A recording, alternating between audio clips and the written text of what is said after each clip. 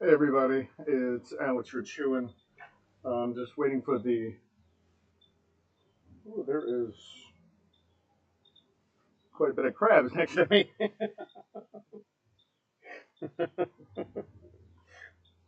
So we don't expect anybody to be in the water, but I signed in a little bit too early, but I just want to make sure that I have everything ready to go. These crabs are just going to go eat. Anyways, I'm Alex Grichuhin. I'm the director of pulmonary rehabilitation. Just waiting a little bit longer, but if you have questions, please write in the comment section. I'll be happy to address those questions as relates to pulmonary rehabilitation. So remember what I'm doing today is I'm showing you a different way of doing respiratory muscle training.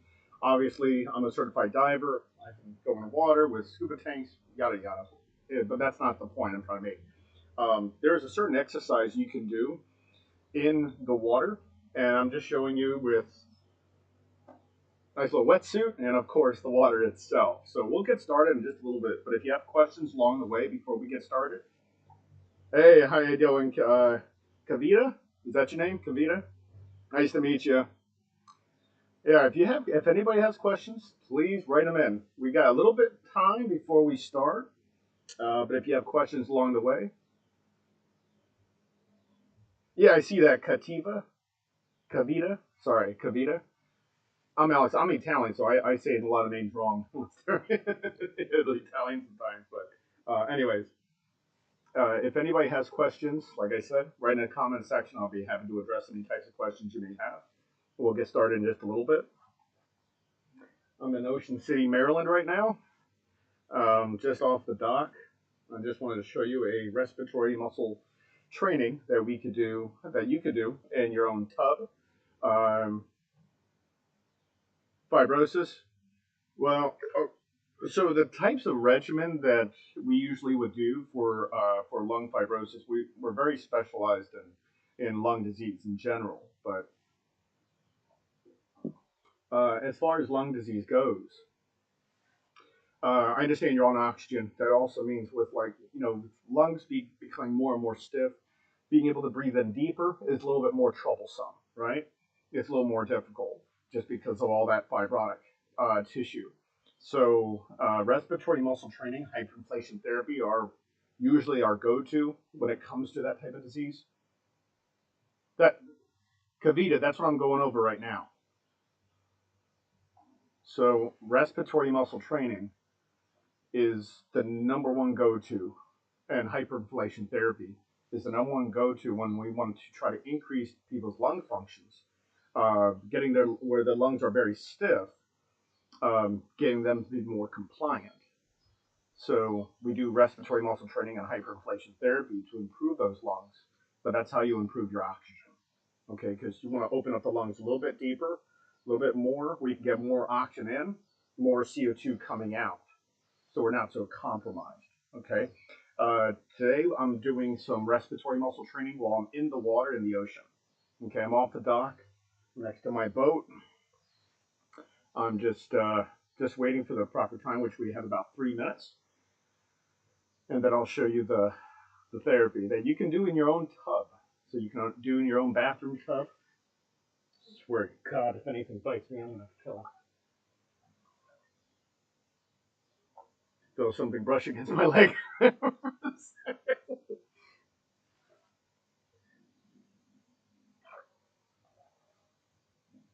Anyways, like I said, I'm doing all-time breathing exercises. But what types of breathing exercises are you doing, Kavita?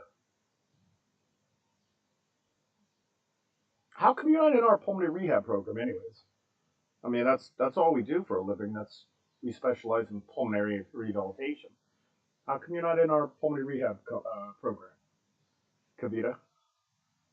You don't have to be. I'm just. I mean, if that's all we do and we do such a good job, it might be the best answer.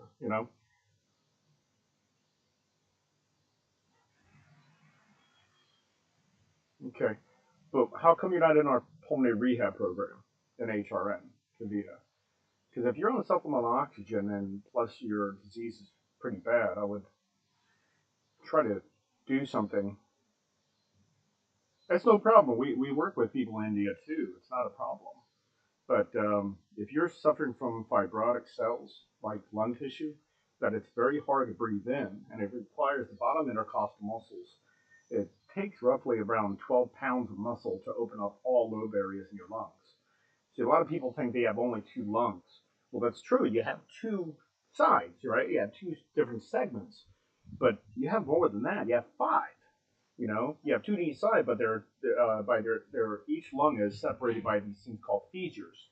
And these fissures separate the left and right, or the bottom segment to the upper apical segment to medial segments, stuff like that. I understand, Kavita, but what I'm saying is 70, 73 is really bad. You're on oxygen and you're still setting at 70 to 73%. You need to do some. Let me show you some respiratory muscle training you can do in water. Like delta V's are our number one go-to in pulmonary rehab, but when somebody's doing exercises to help strengthen up those lung muscles responsible for breathing, those are essential. Those are very extremely necessary. So I'll show you a few. We have about a minute until we start. We usually start at 11 o'clock, but I'm starting this a little bit early just because I'm in the water and there's a lot of jellyfish in here, a lot of crabs, a lot of fish. I even see one. Oh my goodness, can you see that? But check this out, everybody. Right there's a crab. Can you see that? There's a crab eating a fish right next to me, and I'm feeling something squirming around me. That's right. The things I do for everybody, huh? All right. Well, anyways, well, it's 10:30 right now, so we'll go ahead and kind of get started. Like I said, if you have any questions, anything, please address them into the comment section. I'll be happy to address them as we go along. Okay. I have right here my coffee. Cheers. And we're going to do some respiratory muscle training. So, you don't need a wetsuit. I have a wetsuit on for protection, just in case anything does try to sting me or does try to bite me. I have some protection there. Also, I have my snorkel. I have my mask. So I'm going to show you two variations. I love water aerobics, first off. I love when people do water aerobics because when you're in the water, and you submerge yourself into the water itself, the water pressure is going to get more dense as you go further into the water. So if you keep the water level above your shoulders, lower than your chin, and you take nice deep breaths. Remember, deep breaths. You're allowing the water pressure to your advantage. What I'm saying is the water pressure is going to act as a weight. So when you breathe in,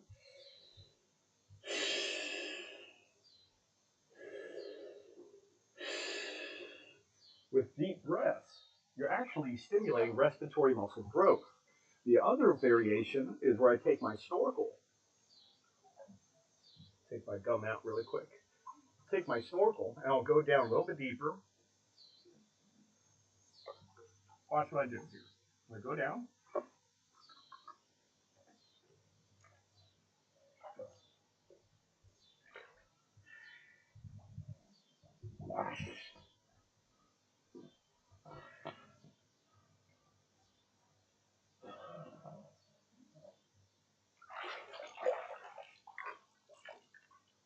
Now, what am I doing with that?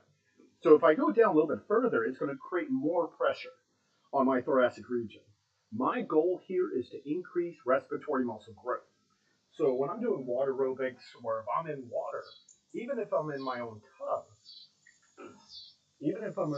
tub, I can still provide respiratory muscle training as long as I'm doing what, everybody? Breathing in deep in the water. Because that's the same, because if I breathe too shallow, sometimes when the water pressure gets too great, it's very hard to breathe deep because it takes a lot of strength to do that, to open up all lobes, to pull open all those lobes up. So when I'm breathing shallow, like this, very easy to do, but I don't want to do that. Because when I breathe shallow, I'm only working the top intercostal muscles out. I need to go deeper and try to breathe in as deep as I can. Okay. Now remember, I'm not going completely in the water unless I have my snorkel. Uh, John, if you could do me a favor and send Kavita our stuff to how to get into the program itself. If you could do that for me, please. Okay. No worries, Kavita. But if you write down, actually, let me see if I can write it down. I'm a little wet, but I think maybe my computer screen won't allow me to do this because it's hard to type when you're semi-wet. So I'm trying to type in the phone number 410-871-4601. Okay, do you see that number popping up? That's the phone number to us, to HRN, to be in the pulmonary rehab program. Even if you couldn't get into the pulmonary rehab program with HRN, you can still get in mind your lungs and still see me every week. Okay. Remember, I'm one of the practitioners. I'm the director of pulmonary rehabilitation, right? So, see, the doctors are saying the lung transplant is necessary for you to survive. Kavita, I understand that. I understand that. If you're on the transplant list, that's great because we work with transplants all the time. We work with Zypher valves, all lung diseases. When I mean all, I do mean all of them. You know, so but getting into the pulmonary rehab program will probably be the best fix for you, just because it's actually necessary for lung transplants as well as for Zypher valves, for just recuperation. I mean, literally, you can't breathe very well. That's why you go into a pulmonary rehab program. I wouldn't go into a pulmonary rehab program just because I want to. I go in there when I have an actual issue with my lungs or heart, or both. You know, so let's do this again. Since I'm in the water, and I want to just do it for probably 2 minutes. So I'm going to submerge myself into the water. You're only 38 years old. You've probably been through a lot. Would a chlorine smell bother us after water aerobics in the pool?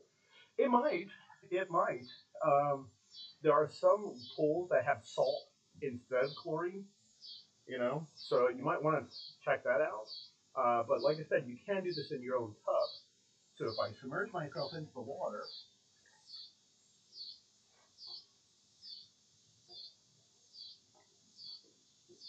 my first instinct is to punch something. Okay, so so if I submerge myself into the water, just keep the water level above your shoulders and just breathe in deep.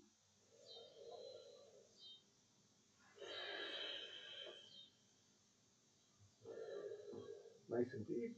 Where I can't breathe in anymore, just keep trying to pull air into you. And then exhale. All the way out. Then I breathe back in.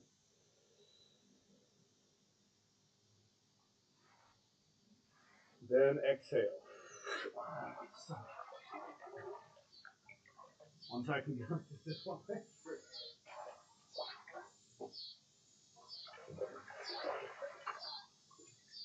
Something got me. That's all right.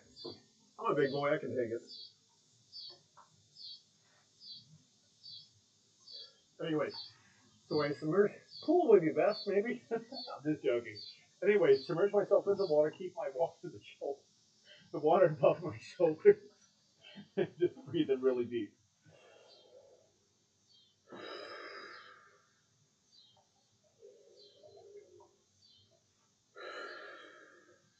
If I want to add more resistance, what do? Bring myself deeper into the water.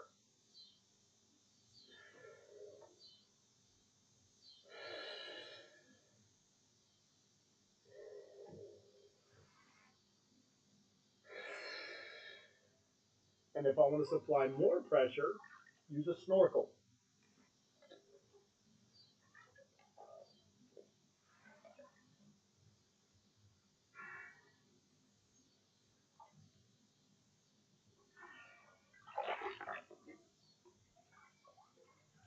Now let's say I'm going to start doing that. How long do I want to stay in the water doing that type of exercise? If you can go for 30 minutes, I mean, you're staying buoyant. You're staying afloat. Okay. You're staying afloat. If you can stay in there doing deep breathing, you're going to find breathing being a lot easier. Because as soon as I come out of the water, like even if I take this off, because I'm adding actually more layers. Let me show you what I'm talking about if I can get this off here. Okay. So the wetsuit is adding resistance by itself. Okay. The wetsuit is adding resistance. This wetsuit. I have a rash guard on right now, but this is adding some resistance. So this by itself, without me being in the water, will still provide some respiratory muscle training and growth. If I put this on, it adds more resistance. Okay. Now, is there such thing as too much resistance? Of course. It might make you feel like you can't breathe at all. So, please to join your rehab. Kavita, that's what I'm saying is give us a call, okay, and they can go over all that stuff. I'm just one of the clinicians. I'm the director, but I'm one of the clinicians. So, but you would have to call just so we can understand your situation, but also maybe even get you into the mind your lung side that, and like I said, do some rehabilitation. But this might be extremely necessary, okay? But first thing I would definitely do is call. Oh, you're Kavita's daughter? Yeah, I would definitely call, okay? So anyways, doing respiratory muscle training without the wetsuit, completely fine. So here's myself into the water again. Breathing nice and deep. Trust me, that's not my bubbles. So breathing nice and deep. Exhale. And back to inhale. How long can I do? Should I do this for? If I can go 30 minutes or more, excellent. I'm not using up a lot of energy. I'm staying buoyant. Okay, meaning I'm staying afloat. Okay, so if I'm breathing in nice and deep, I'm providing respiratory muscle growth.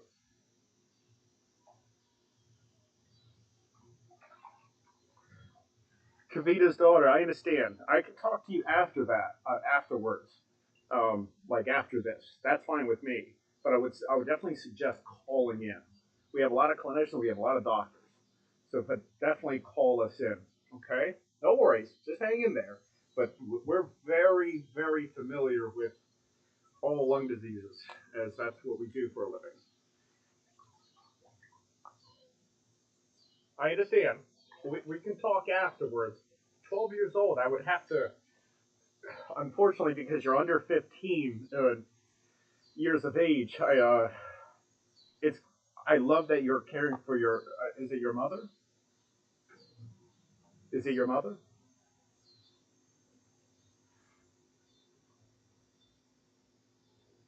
If Kavita can or an adult can call us up, just just so we can understand the situation, we can help you out a lot more than you think. And I'm not all talk because everyone knows about me. I do the work, I do the job. HR does the job. There's Shannon, there's Melanie, there's all these great clinicians that do the job, but we would have to talk to you, okay? Not over this. We definitely would love to talk to you, okay? So don't worry. So I submerged myself in the water, try to stay in there for more than 30 minutes if I could. I could do this in the tub. And this is another type of respiratory muscle training that we can do, right? I can breathe nice and deep and get under the water. And just breathe in nice and deep while I'm in the water and my head's above the water, right? Okay. Now, there's a couple topics that are coming up for a live view today. And one of our topics was hyperinflation syndrome, okay, where that relates to shallow breathing. So, what is hyperinflation syndrome? First, does anybody know? Write in the comment section. I'll be happy to address those. What's hyperinflation syndrome? Anybody want to take a crack at it? Okay. So hyperinflation syndrome is where I am so used to breathing so shallow or just breathing rather quick because, you know, a lot of people think that, okay, I get out of breath, so out of breath is a disease. It's not, it's a consequence. A work of breathing or getting out of breath is a consequence to an exercise. When I exercise a lot, my respiratory rate goes up because the lactic acid and CO2 starts building. So it's a consequence. It's not a disease. Now, if I'm sitting still doing nothing, and I'm out of breath, sitting still doing nothing, that's different. But if I'm exercising, but you're thinking that, oh, I'm getting a little, I'm like, you're feeling like you're to yourself. You're like, oh, I'm out of breath. You know, that's a consequence to an exercise. In a tub, I just have to lay back to deep. Yes, Michelle, absolutely. Submerge yourself into the water. Keep the water level above your, above your chest. You're just adding a lot of pressure to it. So no worries. Okay, no worries. But yes, in the pool, it could be in a, like where I'm doing in the ocean, even though this is brackish water. But yeah, you can do it in a hot tub. You can do it in a pool. You can, and if you don't have anything like that, or you don't have those type of resources, let's say you just have a shower, you don't have a tub, you can literally take a therapy band and wrap around your torso, just like I'm doing with this. Is I put this on, and this constricts my torso a little bit. And I shouldn't say it makes it harder to breathe, but it does. It adds some resistance to it, and in doing so, it obviously increases my work of breathing. I want to come up. Anyways, so hyperinflation syndrome is where I breathe very shallow but very quickly, and it tends to get shallower and shallower. Why do we start breathing shallower when we breathe quicker? Does anybody know? So the bottom intercostal muscles, I'm talking about the muscles in between the ribs. The bottom intercostal, let me take this off because I'm kind of hearing myself echo. Whew. So the bottom intercostal muscles, the bottom part of the ribs, require about 12 pounds of muscle, okay, to open up the basal areas of your lungs. The top parts of your intercostal muscles only require about 3 pounds. Then it's like 3, 6, 9, and then so on and so forth, 12, 15. So what I'm saying is breathing shallow is a lot easier. So if I'm in water, okay, this is a good example. If I'm in water and I breathe shallow, very easy to do. If I try to breathe in deeper, tougher. And of course, inline, because it's tougher, the muscles are tougher to utilize because they need a lot more muscle to open up 12 pounds, right? They need more strength in them. Because of that, it will prevent me, or I shouldn't say prevent, it would allow me to take a very deep breath because of the resistance. And of course, as a result, I will start breathing very shallow. And let's say I start getting used to that. I start getting used to breathing very shallow. Karen, you're funny.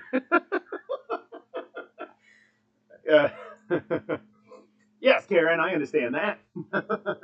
But so is divers that work. I'm just joking. No. But yes, when it comes to respiratory muscle training, there's a lot of ways of doing respiratory muscle training.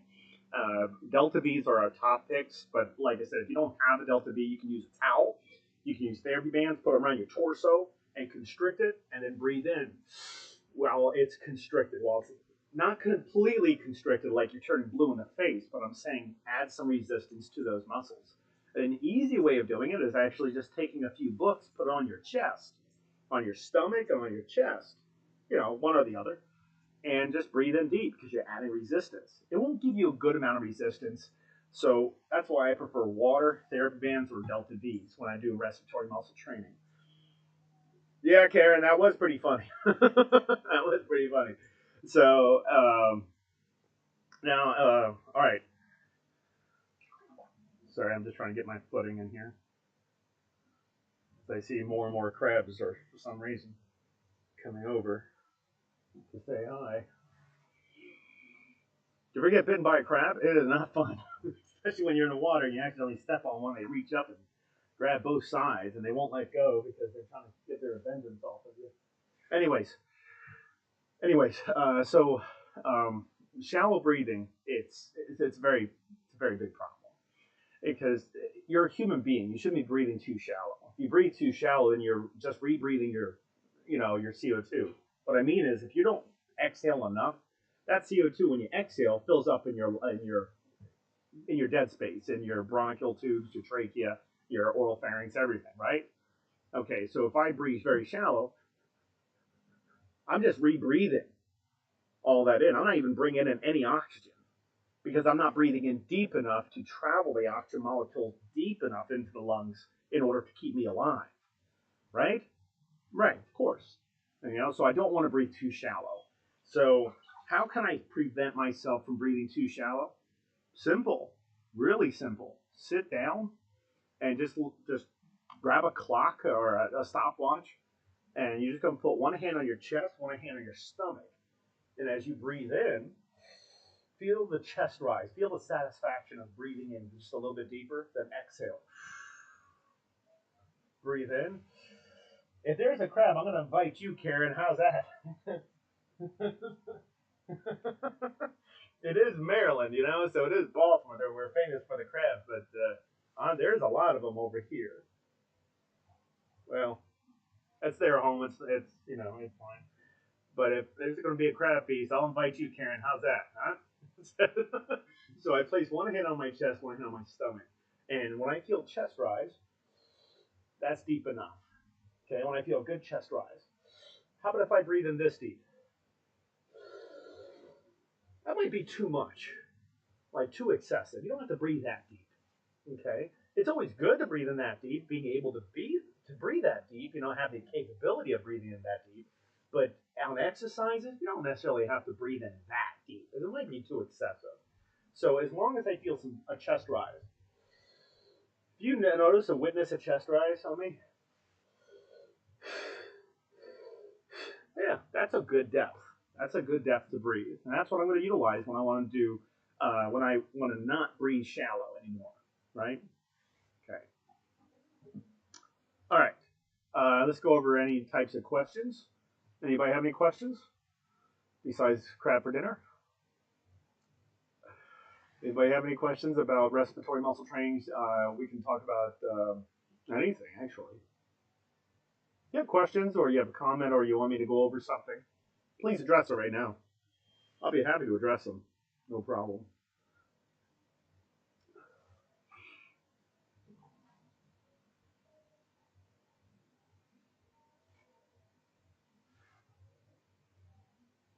Is lung transplant necessary? It is. It is if it's required.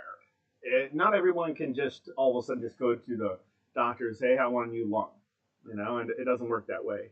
You have to qualify. There has to be a medical necessity to be able to actually go through a transplant, but pulmonary rehab is absolutely required before and after. Or can it also be cured by exercise and all? That does happen. I can't say if that's wrong. That does happen. Kavita said, or can it also be cured? So we can't cure. We don't cure anything. We fix the problem. We don't want to address anything as we're curing anything because we're not curing, but we do fix the problem. What I mean is somebody breathes shallow, we get them to breathe deeper, and if they can't walk very far, we get them walking further. If their oxygen is low, we get their oxygen up, not by supplemental oxygen, but by doing respiratory muscle training, fixing the root of the problem. Okay.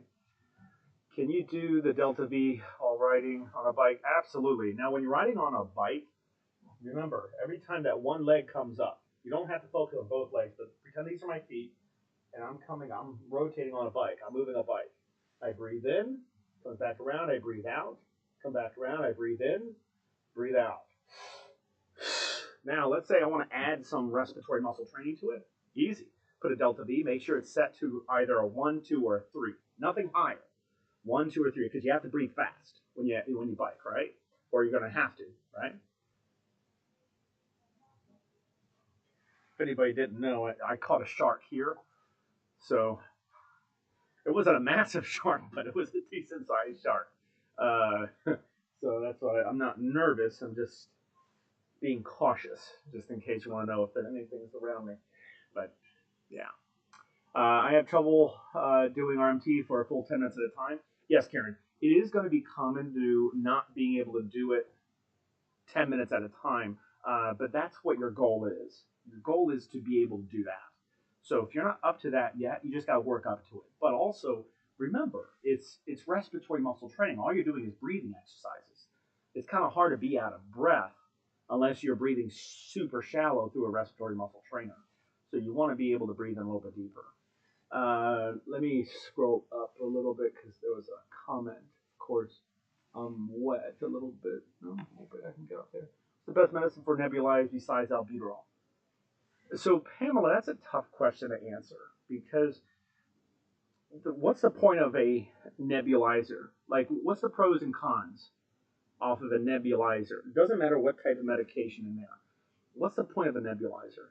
Is when somebody has a hard time breathing in the medication through like a dry powder or a meter dose inhaler, when they have a hard time doing that, then we go with nebulizers. If their volume is really small, then we go with nebulizers. The point of a nebulizer is not necessarily like what's the best medicine, okay? Because each and every person, let's say you have one person, I just saw somebody else's comment. Somebody went with levobuterol, which is a long-acting albuterol treatment, not a rescue inhaler at all. It's not a rescue. It's a levobuterol, right?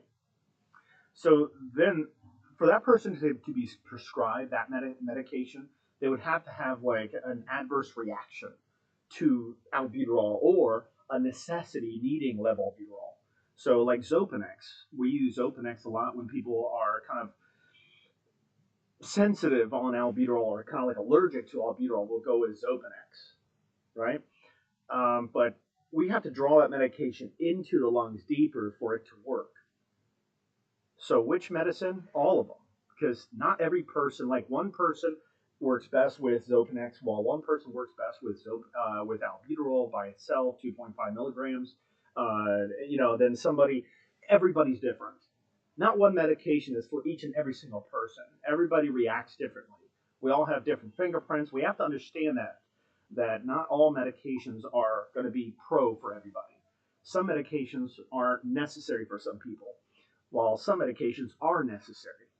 It all depends on your circumstances, your disease, and how severe it is. Some people have asthma. Some people have chronic bronchitis. Some people have. I hope you understand the point that I'm trying to make. Is that we want to be able to understand that not everyone, like, I see on posts on Facebook a lot saying, "Oh, you should try this medication, not that one." Like, no. Why would you ever tell somebody that? Because they're going to think they're on the wrong medication, you know, and they're going to stop using it, and that medication's used to save their life.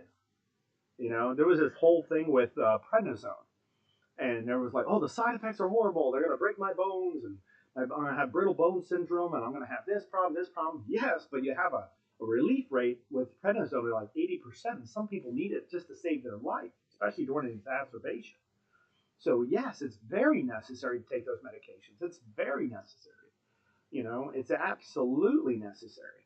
But you have one person that when they take prednisone, let's say they're allergic to prednisone, or somebody's allergic to antibiotics, or somebody's allergic to this or that. Everybody's different. There's not one best medicine for each and every person. Okay, if you were to pick the best medicine out there, it would be exercise. That would be the best medicine. Literally. You talk about something that helps your heart, helps your lungs, helps your mental ability, your mental acuity, memory, everything. Depression, everything. Exercise, if you could take exercise, make it into a pill, it would literally be the best pharmaceutical agent in the world. It would be the most popular, mostly used, and of course, everybody would use it. But it's exercise, you know. I mean, so it might sound silly, but sometimes some of the best medicine is exercise, just right in front of us. But some of us just don't want to do it because it's just so tough. I get out of breath so quickly. Yes, but remember, out of breath is not a disease; it's a what? Consequence. Being out of breath during exercise, that's a consequence. If I exercise, I get more out of breath. It's a consequence. But I was never like this when I was a kid. Yeah. I understand you weren't like this when you were a kid, but when you were a kid, you're like probably 40 pounds, 50 pounds. You're not 200 pounds. You know, you're still the same, still a human being. But, you know, like when I was like, I don't know, like when I was 8 years old, I still exercised, I still ran, I was playing football and all that stuff, but I still got winded. You know, didn't mean I was completely out of breath. When I was going into an exacerbation.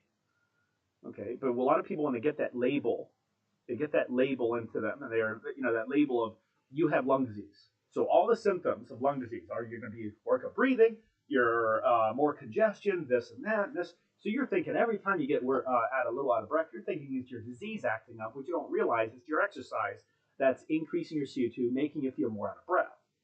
Out of breath is a consequence. It's not a disease. It's a normal thing inside the body.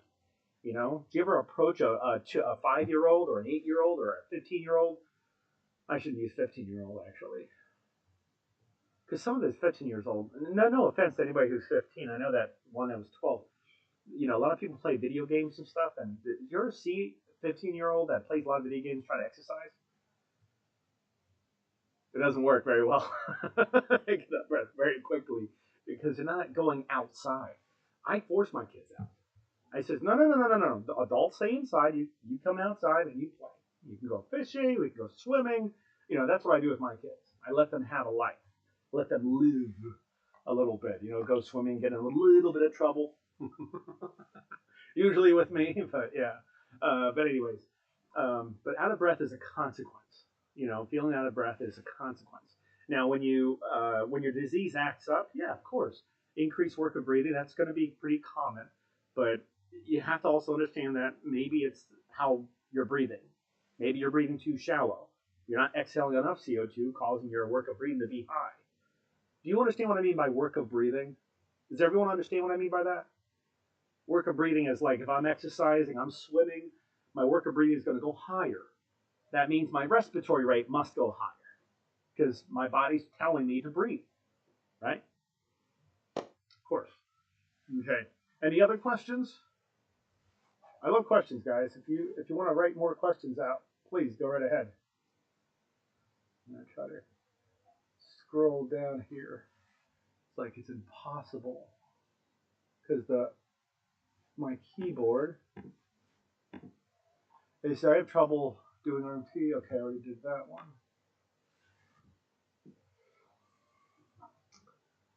It's not letting me go down any further. Hold on, guys. 1 second. Oh no.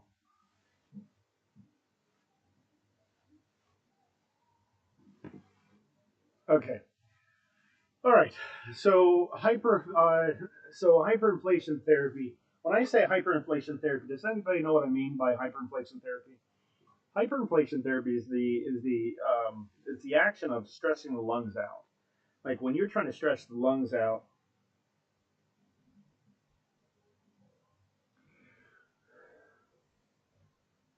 Anyways, if you're trying to stretch when you're stretching the lungs out, that's called hyperinflation therapy. So where you can do lung stretches where you take a deep breath in and you tilt on one side at least 90 degrees. You're pushing the diaphragm up on your deepest breath, and that's going to stretch out those lungs. Just like if I take a semi-full balloon and I push into it, it'll expand on the sides, right? It'll expand as I'm pushing the pressure in. That's what we're doing. We're doing hyperinflation therapy, right? So respiratory muscle training and hyperinflation therapy are two different things. We should never confuse respiratory muscle. What's the point of respiratory muscle training? The point of that is to get more air, oxygen, into the lungs, more CO2 to come out, and by doing respiratory muscle training improves that. Okay, not I hope it improves that. It improves it. Of course it does. It improves it. Okay. For those just joining us, we're just showing some respiratory muscle training exercise in water. That's why you see me in water right now. If I take a snorkel, okay, or without a snorkel, okay, I want to provide as much. This wetsuit sometimes gives you a little bother. Yeah, that's good enough. lace is getting stuck on my vest.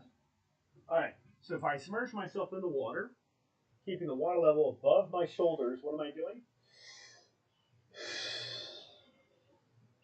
Breathing in nice and slow. Then exhaling. Back to inhale. While the water level is above my shoulders, okay, lower than my chin. Take a nice deep breath in. Then exhale again. I'm going to keep this up. I can do this in a tub. I can do this in a hot tub. I can do this in a pool. I can do it in any water, any body of water, really. Pond, which probably wouldn't be the best way, you know. But anyways, just breathing in nice and deep.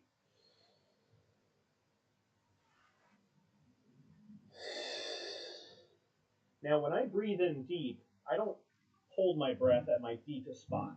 Okay, when I breathe in deep, I'm still trying to add more air in, even though I've capped out.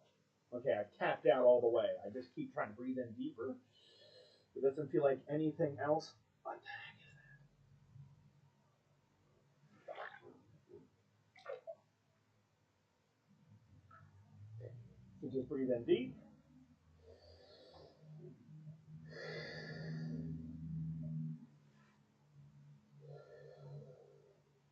Now I'm going to do this for how long? How long should I be doing that for? If I can go for 30 minutes, great. If I can only last 5 minutes, then I got some work to do. I'm going to keep this up. Now, if I want to add more resistance, what do I do then? So I submerge myself deeper into the water.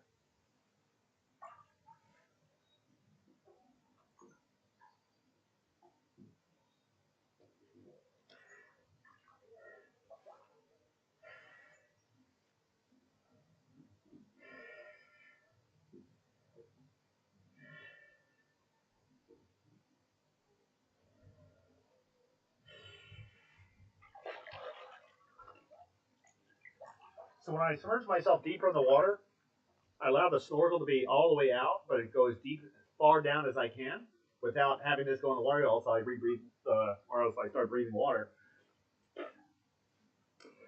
So I can do this with a snorkel to add more resistance. What if I don't have that ability? What could I do? Go deeper in the water? Well, you got to keep your head above the water, right? So what else could I do? Does anybody know? What else could I do here?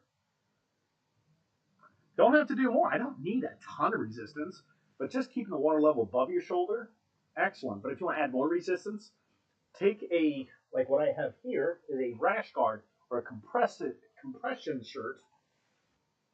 And it's a rash guard, but it's a compression shirt. So this compression shirt, so I have this right now, and this is compressing. It's not a lot of compression, but it gives a good amount of compression. And of course, I have my wetsuit to add some more resistance to it. Okay, doing that for about, start with 5 minutes, but you want to try to work your way up to 30 minutes. Okay, all you're doing is staying afloat. You could be standing or putting your knees down if you're shallow, you know, but just keep the water level above your shoulders, lower than your chin. So when you're doing respiratory muscle training, remember you're going to get a little sore. You will also want to make sure you're doing stretches, not just leg stretches, but intercostal diaphragmatic stretches.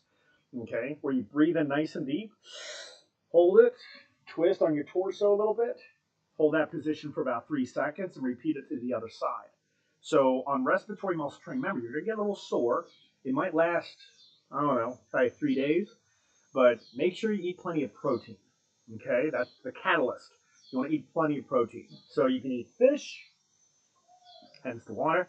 You can eat fish, you can eat crabs, but if you go with chicken, fantastic. If you go with chicken breast, that's fine.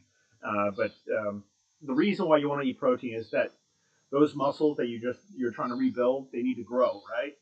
So when we exercise and you're sore, I'd rather you stay sore for 3 days than 2 weeks. So you got to eat plenty of protein so you don't stay sore for that long. Okay. Hydration, very important. You want to make sure you're drinking plenty of water. Coffee is not a substitute. So I'm not dehydrated either. Coffee is not a substitute. I wish it was, but it's not. All right. Does anybody else have any questions? If I didn't address anybody's questions, it's probably because I don't know if you can see on my keyboard. On my keyboard, it's a little wet because it's a little drizzly here, so it's hard to move the mouse to. Yes, Buffy, I'm right here, baby. It's all right. It's my puppy. Ingles, you want to see him? You see the bulldog? Look at that bulldog up there. You see him? Buffy, you're not gonna say hi? Anyways, yeah. So if you have questions along the ways, like I said, if I didn't address any questions, I will address them after this as I dry the keyboard off. So just keep in tune with that. Remember, our live feeds are Tuesdays and Thursdays. They usually start at 11 o'clock. I did start this a little earlier because I want to get in the water. I want to get set up. But also, I want people, if they have questions, to ask questions. You know. So remember what pulmonary rehab is, right? It's rehabilitation, right? It's exercises. Is it just leg exercises? Of course not. If you're in a rehab program and all you did was exercise, they just dumped you onto a bike or a treadmill, might not be a good pulmonary rehab you went to. You might have benefited a little bit, but as far as breathing goes, we got to work out the lungs. You know, you got to work out lungs. You don't just want to work out your muscle groups only. You want to work out your lungs the most of all, right?